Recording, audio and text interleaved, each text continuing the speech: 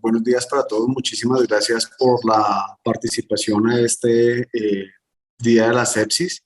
Y hoy para mí es un placer poderles presentar a la enfermera que va a dictar esta charla, puesto que nosotros como enfermería somos la piedra angular en todos los procesos que se llevan en las unidades críticas. Y para esta charla nos acompaña hoy la enfermera Jennifer Andrea Laguna Aldana. Es enfermera egresada de la Universidad Fundación Universitaria de Ciencias de la Salud. Es especialista en enfermería en cuidado crítico de la Universidad de La Sabana. Es enfermera especialista en la unidad de cuidado intensivo pediátrico de la Fundación Santa Fe de Bogotá y es docente ocasional de la Universidad El Bosque, quien nos va a deleitar con esta conferencia. Jennifer, muchas gracias. Bueno, buenos días, gracias a todos y gracias por la invitación a participar en este simposio de sepsis. Bueno, la temática que vamos a ver hoy es prevención de infecciones asociadas a dispositivos intravasculares, teniendo en cuenta la situación de pandemia. Para iniciar, es importante que recordemos algo muy importante que nos dijo el asesor de calidad de sistemas y servicios de la salud de la Organización Mundial de la Salud, de la Organización Panamericana de la Salud, y nos dice que las infecciones asociadas a la atención en salud suponen el evento adverso más importante en América Latina durante la atención hospitalaria. Siendo así, pues la Institución Nacional de Salud nos hace sus apartados en sus boletines y nos publica que tanto las infecciones asociadas a la atención de salud y el aumento de la resistencia bacteriana se considera actualmente como un problema de salud pública por su alto impacto tanto en la morbimortalidad, en los costos y en la estancia hospitalaria. Para el riesgo de desarrollar infecciones tenemos varias condiciones y la primera es que tenemos que tener en cuenta las condiciones inmunológicas del paciente, el modo de transmisión del agente infeccioso y los cuidados que se han tenido con estos medios invasivos. Entonces nos preguntamos, ¿cuáles son las fuentes principales de infección del torrente sanguíneo asociadas a dispositivos intravasculares? Hay tres, entonces, ¿cuáles son las fuentes? La primera, la contaminación de los fluidos administrados en los dispositivos, es decir, infecciones relacionadas a la infección. Dos, la colonización del dispositivo, que es infecciones relacionadas al catéter. Y tres, la contaminación de la piel adyacente al lugar de su inserción y la superficie extraluminal, es decir, secundaria a la mala técnica aséptica durante la inserción del catéter. A nivel mundial, entonces vamos a dar una vista rápida de cuál es la situación epidemiológica actual de las infecciones asociadas a la atención de salud. ¿Qué nos reportan? Que 1.4 millones de personas en el mundo contraen infecciones intrahospitalarias, de los cuales en Europa 1 de cada 20 pacientes han sido hospitalizados y reciben, se llevan a infecciones asociadas a la atención hospitalaria. Nos reportan en Francia que durante el estado de COVID las infecciones asociadas a atención en salud aumentaron en un 60%. En Canadá nos reportan que 220,000 infecciones hospitalarias anuales asociadas a la atención de salud se presentan. En los Estados Unidos 1.7 millones de infecciones al año. Y nos reportan, reportaba prácticamente antier, el 11 de septiembre, nos dice que el aislamiento de un germen resistente como el Acinetobacter baumannii, y nos dice que el baumannii es bien conocido por su alta resistencia antimicrobiana y su capacidad excepcional para adquirir fenotipos de resistencias múltiples, ante lo cual debemos tener mucho cuidado porque durante este año y el último trimestre del año pasado se presentaron varios brotes en el país. La situación en Colombia pues no cambia, no varía y no es diferente, y nos dice que en el boletín epidemiológico reportado del 8 de este año, nos dice que se reportaron 1.357 casos de infecciones asociadas a dispositivos en las unidades de cuidado intensivo, con un incremento del 40%, y no solo en unidades de cuidado intensivo adultos, sino también pediátrica y neonatal. En la notificación empeoró notablemente pues, con el año inmediatamente anterior. ¿Qué nos dice? Que se aumentaron la notificación de los brotes en un 60%, que si comparamos el 2019 con el 2020, en enero del 2019 solo se presentaron 4 brotes, al enero del 2020 ya íbamos en 10 brotes y a lo que llevamos del 2021 llevamos 16 brotes. de los cuales nos reporta que 69% de estos brotes eran en UCI adultos en aislamiento COVID, 19% en la UCI adultos convencional y el 1% en hospitalización. ¿Qué gérmenes entonces nos producían estos brotes? Al 2020 se tenía en cuenta Klebsiella pneumoniae, Candida auris, Pseudomonas aeruginosa y Burkholderia cepacia. En el 2021 llevamos con Ralstonia piqueti, Klebsiella pneumoniae y KPC, gérmenes altamente resistentes. En otro boletín informativo que salió publicado a mediados de este año, nos notifican la sospecha de los brotes y vemos cómo va en ascenso, cómo tiende a tener algunos picos, y el pico más alto fue en octubre del año pasado y en enero de este año. Fueron 40 sospechas de brote notificados entre marzo del 2020 y el 15 de febrero del 2021. ¿Y cuáles son estas hipótesis que nos dice la Secretaría de Salud de contagio de las infecciones asociadas a la atención en salud? Nos dice que el porcentaje mayor, que es de un 30.8, es por deficiencia en los procesos de desinfección y de limpieza, el 27.6 por incumplimiento de los 5 momentos en la higiene de manos, el 15.4 por incumplimiento en las medidas de aislamiento y el 12.4 por incumplimiento en paquetes de prevención de IAS. Ante esto, entonces, ¿qué hicimos? A nivel mundial se crearon estrategias de prevención de infecciones asociadas a dispositivos intravasculares y en el 2020 muchos de los estamentos y de los estados que hacen protocolos para la prevención de infecciones asociadas a la atención en salud, como la CDC, tanto sede americana como europea, el Instituto Nacional de Salud, muchas instituciones empezaron a publicar y nos decían, bueno, vamos a empezar con el proyecto de bacteremia cero y vamos a tener en cuenta que estamos adaptados a una situación de COVID. Nos decía lo que ya sabíamos todos, pero que sin embargo no lo seguíamos aplicando, era que teníamos que tener higiene de manos, incluso garantizando cuando tenemos los elementos de protección del personal, preparación de la piel con clorexidina, medidas de barrera durante todos los momentos de inserción de catéteres venosos y durante las curaciones, que siempre se prefiere la vena subclavia en vez de otras venas como la femoral y la yugular, que hay que retirar catéteres venosos centrales innecesarios y que hay que tener un manejo higiénico de los catéteres. Pero, oh, sorpresa, vamos mirando las estadísticas y las estadísticas empezaron a cambiar. Entonces, ¿por qué empezaron a cambiar? Porque empezamos a tener algunos factores de riesgo, como cuáles. Nos habían dicho al inicio que debíamos utilizar elementos de protección personal en todo momento, guantes en todo momento durante la atención a paciente COVID, el overol, y se considera un factor de riesgo porque pues no cumplíamos con los 5 momentos de la higiene de manos. Y pues en este momento, al principio de la pandemia, pues veíamos que teníamos que tener durante toda la atención postura de guantes y la higiene de manos solo se hacía por encima de los guantes. Otro factor de riesgo que se tuvo en cuenta fue la colocación de medios invasivos dentro de las unidades. Se traqueostomizaron pacientes, se canularon pacientes para ECMO, se colocaban catéteres para hemodiálisis, catéteres central y por la capacidad instalada que tenían las instituciones nos dábamos cuenta que teníamos habitaciones compartidas y que muy ciertamente no teníamos espacios para colocarlos donde se cumplieran esas técnicas rigurosas de asepsia. 2, las malas adherencias, 3, perdón, las malas adherencias a los protocolos de manejo e inserción de catéteres venosos centrales. Como vemos en la imagen, mucha gente tuvo que venir a las unidades de cuidado intensivo que no tenían tanta experiencia como gente de centros ambulatorios, de hospitalización, y que no cumplían con el programa de bacteremia cero y que no conocían los paquetes o los bundles para la prevención de infecciones asociadas a la atención en salud. Otro, pues el manejo prolongado de corticosteroides, teniendo en cuenta que también los pacientes se premedicaban en casa y ya venían con algún tipo de inmunosupresión.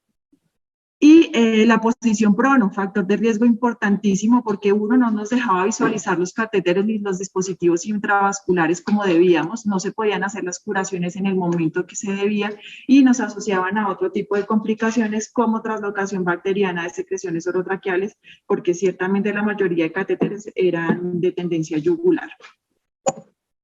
Y lo último, pues en estas condiciones que eran un poco, pues llamémoslas así entre comillas, de hacinamiento, también nosotros para técnicas para manejo para el paciente en COVID de alto riesgo, pues se utilizaban membranas extracorpóreas como ECMO, que también nos veíamos como un factor de riesgo. Entonces, ¿en qué se graduaban los pacientes? Los pacientes se graduaban de cinturón negro. ¿En qué? En cuanto a altas resistencias y en cuanto a males inadecuados manejos en catéter central. Que veíamos que los pacientes tenían que sobrevivir tanto al lado del paciente, un paciente que acaba de fallecer, como al lado de un paciente que está infectado y que posiblemente no se podía aislar, ciertamente por algún biombo, por alguna cortina, y en instituciones que no cuentan con cubículos separados, pues más aún no podíamos conservar el espacio para poder aislar esos gérmenes. 2, se graduaban en cinturón negro por las altas resistencias bacterianas, porque llegaban estos pacientes y lo que hacíamos era administrar medicamentos de alto espectro, incluso cefalosporinas de quinta generación como la ceftarolina, se vieron implicados en el manejo del paciente. Entonces, se graduaron en cinturón negro tanto los pacientes como los virus en altas resistencias. Entonces, importante, y esta imagen quiero que todas nos tengamos en cuenta, que algún paciente siempre dijo, el destino me mostró el don que tienes en tus manos. Esto es. Entonces es importante no dejar a un lado que siempre la técnica principal y la barrera principal para evitar infecciones asociadas a la atención en salud son la higiene de manos en los 5 momentos. Entonces, viendo los factores de riesgo y viendo que las medidas utilizadas pues no habían sido tan efectivas, nuevamente empezaron las instituciones a nivel nacional e internacional a crear nuevas estrategias de control de infecciones asociadas a la atención en salud. Aquí Colombia no se quedó quieto, también generó un boletín en el mayo del 2021, donde nos dice cuáles son esas acciones preventivas y de vigilancia. En Europea la CDC también mandó algunos elementos importantes y de modificaciones tanto administrativas como dentro de la institución. Y en Estados Unidos la CDC también nos dijo. Entonces, ¿qué nos dijo como medidas generales? Nos dice, primero, que hay que reevaluar el traje para ingreso a COVID, que ciertamente pues el virus no se queda tan adherido en las superficies de tela. Entonces, que nos recomiendan el uso de batas antifluido por paciente, que debemos de conservar higiene de manos en los 5 momentos, siempre que se debe usar es guantes durante el contacto con el paciente y con superficies que estén en contacto con el paciente, no en todo momento, y para realizar evoluciones e historias clínicas, pues ciertamente no tenemos que utilizar guantes, solo para el contacto del paciente, que se debe mantener la cortización de pacientes y el personal que esté manejando COVID, que se deben seguir manteniendo los flujos diferenciados entre entrada y salida de pacientes que tengan COVID, que se debe mantener desinfección de superficies por turno, idealmente con materiales que sean con cloro orgánico para lograr una desinfección del 99%, que debemos actualizar, generar y socializar los paquetes de atención de prevención, todos los bundles para prevención de infecciones asociadas a la atención en salud. Que debemos de fortalecer todas las capacitaciones sobre medidas de aislamiento, como por ejemplo, hubo brote de Burkholderia cepacia y se nos indicó aislamiento de contacto para aquellos pacientes que presentaran positivo para heridas y abscesos y para Burkholderia que diera multiresistencia. Asimismo, se nos dio indicación de aislamiento de Clostridium, también para Candida auris hasta el final de la hospitalización, y que debe haber una notificación oportuna de los brotes para una actuación temprana.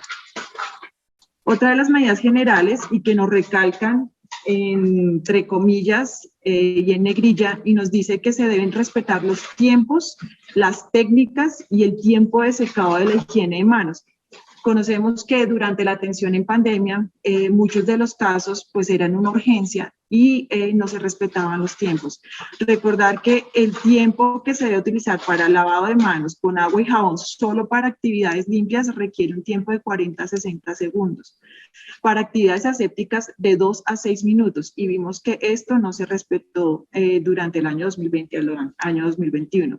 Que la higiene de manos con alcohol glicerinado tiene que durar de 20 a 30 segundos y que estériles se tiene que respetar y no dejar residuos de humedad en las mismas. Entonces, nos dijeron que debíamos de generar más observación, mayor acompañamiento por las entidades de epidemiología de cada institución. ¿Qué nos dice también del manejo del ambiente? Del manejo del ambiente, ustedes saben que en el entorno también se encuentra propicio y es susceptible a contaminarse, debido a que pues, muchos microorganismos pueden quedarse como reservorio. ¿Qué nos dice? Que hay que tener en cuenta la capacidad de algunos agentes y gérmenes a la hora de transmitir la infección. Y nos dice que nos tenemos que tener en cuenta la capacidad de sobrevivencia en superficies del ambiente y de objetos inanimados, que estos gérmenes deben poseer la capacidad de conservar su virulencia tras la exposición y contaminación ambiental, que contaminar las manos del personal de salud de manera transitoria a través del contacto de ellos y a través del paciente y del entorno, y que se necesita un número bajo de microorganismos necesarios para producir esa infección. Aquí les muestro los tiempos en los cuales sobrevive algunos tipos de bacterias y hongos en las superficies. Entonces, si nos damos cuenta, el Acinetobacter, que fue uno de los brotes que tuvimos, puede durar hasta 5 meses en superficies que estén indebidamente desinfectadas. La Escherichia coli hasta 16 meses. El Enterococo hasta 4 meses. La Klebsiella hasta 30 meses. La Pseudomonas aeruginosa hasta 16 meses en superficies secas y hasta 5 semanas en superficies húmedas. Y el Staphylococcus aureus hasta 7 meses. Entonces, vamos a ver ahora las medidas específicas que se tuvieron en cuenta ante estos brotes y ante estos factores de riesgo para el manejo. Se van a tener en cuenta 3 situaciones importantes, que es durante la inserción, durante el mantenimiento y durante el retiro. Durante la inserción nos dice la CDC y la Institución Nacional de Salud, y nos dice que nos proporciona algunas indicaciones con categoría 1A y 1B de recomendación. Van a encontrar aquí algunas en azul, algunas en rojo y algunas en verde. Las azules fueron las que normalmente hicimos, las de rojo, las que vamos a mencionar, son las que fallamos, y las verdes son algunas recomendaciones. En azules, que debemos escoger un catéter indicado para el paciente de acuerdo al diámetro y longitud del vaso visualizado ecográficamente. Ciertamente en el paciente adulto no tenemos tanto problema como con el paciente pediátrico, que a veces escogen catéteres muy largos y lo que nos quedan es remanentes de catéter afuera, exponiendo al paciente a que el catéter esté en permanente entre y salga del punto de inserción, generando pues arrastre de gérmenes que están en la piel. Que se debe calcular la medida de inserción del catéter, tanto para catéteres centrales como para catéteres PIC. Se debe usar un catéter venoso central con el número mínimo de puertos y lúmenes esenciales para el paciente. ¿En qué fallamos? Que se debe realizar asepsia de la piel con clorexidina al 2% con alcohol isopropílico, pero fallamos en que no se deja secar correctamente la clorexidina. Nos dice la recomendación de la CDC que deben ser 30 segundos en sitios secos para la aplicación y 2 minutos en sitios húmedos o más si es necesario, solo para la aplicación de la clorexidina. Se debe dejar secar la solución de clorexidina al aire. El hisopo es de un solo uso, no se puede pasar nuevamente por el área que ya se desinfectó, no se debe secar con gasa ni absorber con otro medio, y que después de que se seque, aproximadamente nos dice que son de 1 a 2 minutos para ahí sí poder lograr la inserción del catéter. Que se debe llevar una lista de chequeo o un formato de seguimiento de colocación de catéteres venosos centrales como parte del paquete de medidas de prevención, que se debe utilizar en la 90% de la colocación de catéteres centrales el uso de ultrasonografía, que se debe extremar el uso de medidas de barrera total durante la inserción para catéteres venosos central como campo estéril que cubra el cuerpo completo del paciente. Algunas de las recomendaciones que tenemos es que todas las instituciones debemos contar en situaciones de emergencia con kit de inserción para catéter venoso central que cuente con todos los elementos necesarios. 2, que se generen grupos de organizaciones de terapia vascular en los cuales se encuentre personal altamente capacitado para la inserción, el mantenimiento y el seguimiento de los catéteres. Aquí les voy a mostrar, nosotros manejamos para la selección de los catéteres en la unidad neonatal y pediátrica, estamos implementando un árbol de la toma de decisiones para identificar prontamente qué tipo de catéter puede utilizar, cómo se encuentra la valoración del acceso venoso, cuánto tiempo debe durar, cuántos lúmenes se deben colocar en el paciente de acuerdo a su condición clínica y las funciones máximas que se pueden realizar para evitar estados de multifunción. En cuanto al mantenimiento, también recomendaciones 1A. Recordemos en rojo en las que estamos fallando. 1, que debemos utilizar apósitos semipermeables para cubrir los catéteres y dispositivos sin sutura para la fijación de los mismos. Recordar que, por ejemplo, tenemos un paciente en prono que ciertamente no le podemos hacer seguimiento, que se desprenden los puntos de sutura de los catéteres venosos centrales, tenemos secreciones orotraqueales y tenemos más riesgo pues, de que se contamine el catéter. Que el apósito debe cubrir el 100% del catéter de la mariposa y de los dispositivos de sutura sin fijación. Que no se deben sumergir ni humedecer los catéteres ni los equipos durante el baño y durante la limpieza del paciente, y que se deben utilizar protectores plásticos para tal fin. Aquí con la anterior que les mencioné de utilizar protectores plásticos para tal fin, es recomendable que en pacientes que se encuentren ventilados multisoportados y que tengan altas secreciones orotraqueales se recomiende colocar una compresa en medio, un plástico y otra compresa que aísle las secreciones para el paciente. Que se debe realizar cambio de equipos de acuerdo a protocolos institucionales recomendados dependiendo de cada uno, máximo 96 horas, que se debe realizar cambio inmediato de llaves de 3 vías, extensiones de anestesia y adaptadores libres de aguja que se encuentren con presencia de detritos para evitar que se haga un biofilm que favorece la proliferación bacteriana. Que se debe reemplazar el apósito del sitio del catéter si el apósito se humedece, si afloja o si está visiblemente sucio.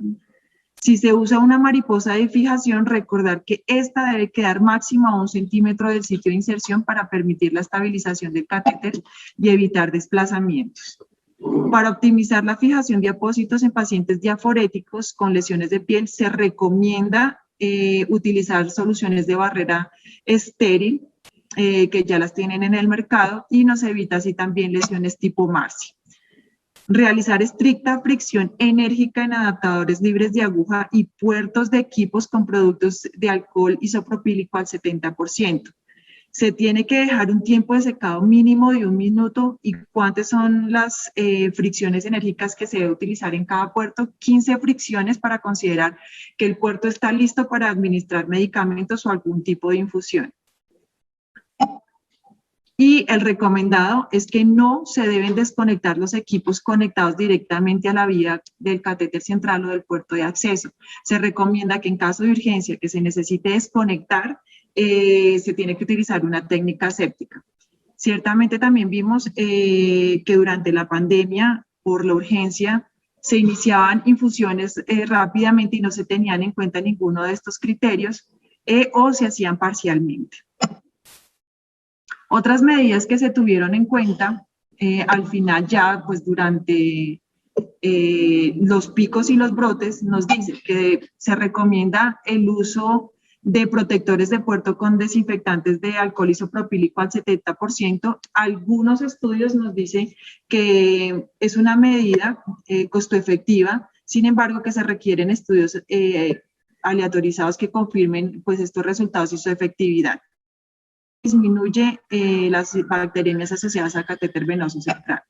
Otra medida, los apósitos con clorhexidina, pero estos apósitos con clorhexidina solo pueden utilizarse en pacientes mayores de 18 años. En pacientes pediátricos no se pueden utilizar por el riesgo de lesión de piel y quemadura. Otros que nos recomiendan son las tecnologías de los nuevos catéteres que tienen a base de clorhexidina, impregnados tanto en el exterior como en el interior, pero también están recomendados solo para pacientes adultos y también es una medida costo efectiva. Esta utilización de los catéteres con impregnación de clorexidina es una recomendación 1A de la CDC para prevención de bacteriemia asociada a catéter. Otras medidas que tenemos que tener en cuenta es que la adaptación de los dispositivos se debe utilizar en pacientes en decúbito prono.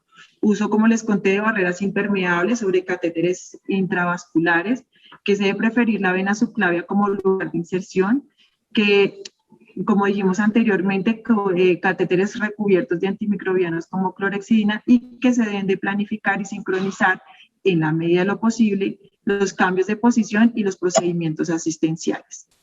En cuanto al retiro de los catéteres, recomendaciones 1A, 1B y 2, nos dice que se deben reemplazar los catéteres periféricos en niños y en adultos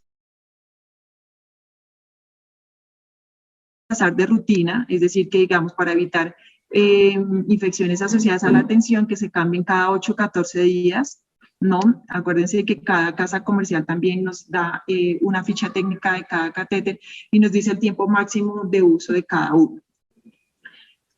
No se deben eliminar los catéteres venosos centrales EPIC solo por fiebre, hay que usar el juicio clínico para mirar y evaluar la pertinencia del retiro del catéter. Algunas estrategias adicionales nos dice que debemos de tener capacitación permanente del personal en cuanto a inserción, mantenimiento y retiro de catéteres.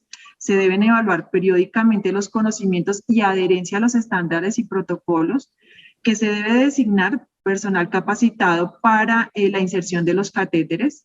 De aquí que se generen también los equipos de terapia vascular y se debe educar permanentemente al paciente y a la familia en el proceso de cuidados del catéter venoso central. Como nos dijo Florence, hay que recordar que la observación indica cómo está el paciente, la reflexión indica qué hay que hacer, la destreza práctica indica cómo hay que hacerlo, la formación y la experiencia son necesarios para saber cómo observar y qué observar, cómo pensar y qué pensar. Se los dejo como reflexión y recordar que todo esto lo hacemos posible si lo hacemos un excelente trabajo en equipo y que pues que juntos lo hacemos mejor. Muchísimas gracias. ¿Qué papel juega? Muchísimas gracias por su excelente presentación. Creo que nos da un panorama amplio del rol que juega el personal de enfermería en la prevención de infecciones.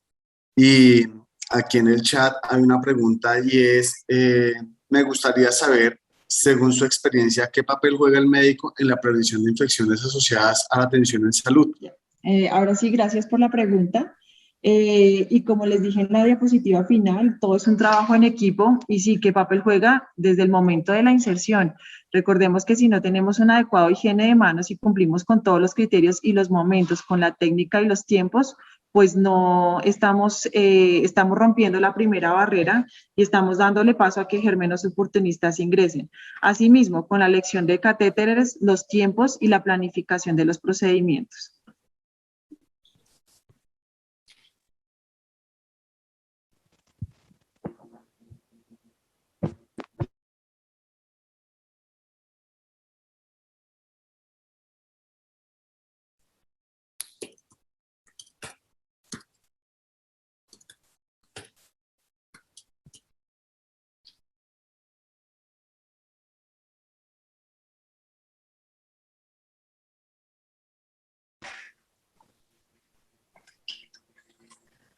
Jenny, muchas gracias por la respuesta a la pregunta que hizo Brian.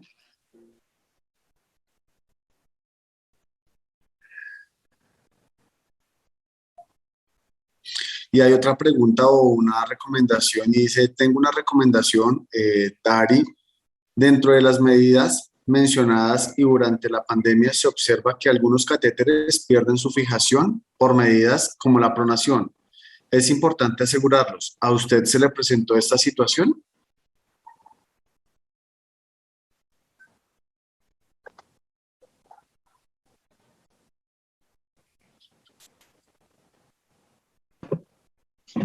Gracias por la pregunta y sí, creo que a la mayoría nos pasó durante la pronación de los pacientes y por eso se recomendó la utilización de dispositivos libres de sutura, estabilizadores de catéter y apósitos que contemos con protectores cutáneos que permitan la adherencia mejor tanto del catéter como de los apósitos transparentes.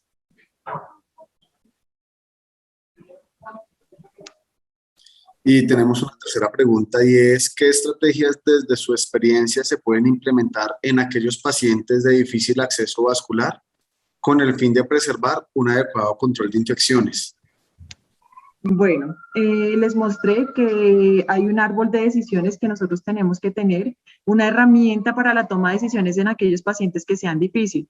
En cuanto a mi posición en las unidades pediátricas y neonatales, sabemos que pues, los recién nacidos prematuros y que ciertamente a veces tienden a hospitalizarse en las unidades de cuidado intensivo pediátrico, tienen un lecho vascular bastante difícil. Se creó un árbol de decisiones con el fin de, uno, pues determinar cuál sería el mejor acceso venoso de acuerdo al tiempo del tratamiento del medicamento, al tipo de medicamento que se va a infundir, a cómo se encuentra ese lecho vascular y las medidas que vamos a utilizar, qué catéteres podría ser. Se recomienda la utilización del ecógrafo, siempre bajo personal experimentado y con pericia para la colocación de los catéteres.